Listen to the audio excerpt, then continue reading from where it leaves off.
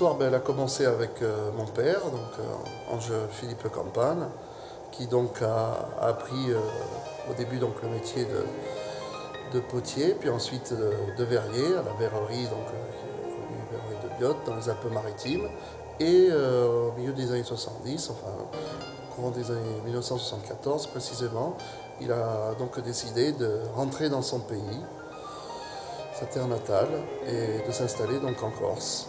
Et voilà, donc moi je suis né en 1982 et j'ai donc baigné dans cette ambiance de four, de façonnage du verre. Et bon, forcément, pour les gamins, ça nous attire. Hein. Puis voilà, donc, quelques années plus tard, j'ai commencé à le seconder, voilà, donner des apports de verre, et puis bon, après commencer à créer, à souffler la première pièce.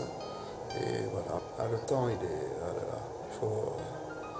ça va très vite.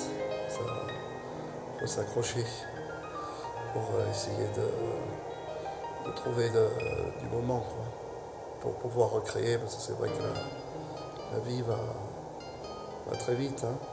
Déjà, ça fait plus de 20 ans que je travaille. Moi, j'ai l'impression que ça fait depuis hier que j'ai commencé.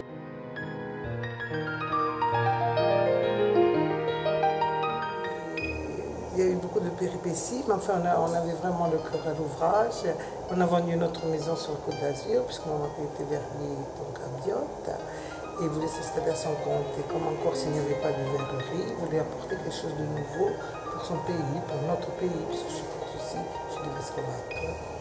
Et en nous installant ici en 1974, il a fallu construire, aménager, il n'y avait ni route, ni électricité, puis pas de téléphone.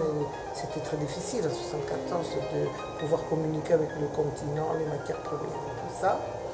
Et donc, les fours ont démarré en 1976. Voilà. Et dès les premières productions, donc c'était du bleu, je sais que les gens arrivaient, ils étaient vraiment émerveillés de voir fabriquer du verre en Corse, ils n'en avaient jamais vu, et puis depuis 1976, 74, 76, ça n'a plus arrêté. Malheureusement, il y a eu le décès de mon mari qui a été suivi, mais des enfants, tous les trois donc, ont appris le métier de verrier avec leur père, et David donc se trouve là, Felicette, et continue perpétuellement. Voilà, c'est parti d'ici et Felicette a été quelque chose de révélateur pour beaucoup de choses parce que d'autres artisans se sont installés et puis ça a apporté quand même, il y a 2 hôtels 4 étoiles, il y a des restaurants, donc oui.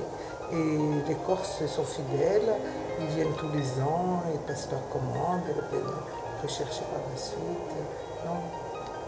Même si la conjoncture est un peu plus difficile de nos jours, on a eu de belles années, on a eu des années de vaches grasses, même si un peu des vaches maigres, mais c'est quand même, on est quand même privilégiés dans ce métier. Ah oui, c'est un beau métier. C'est un beau métier. Un métier de passion.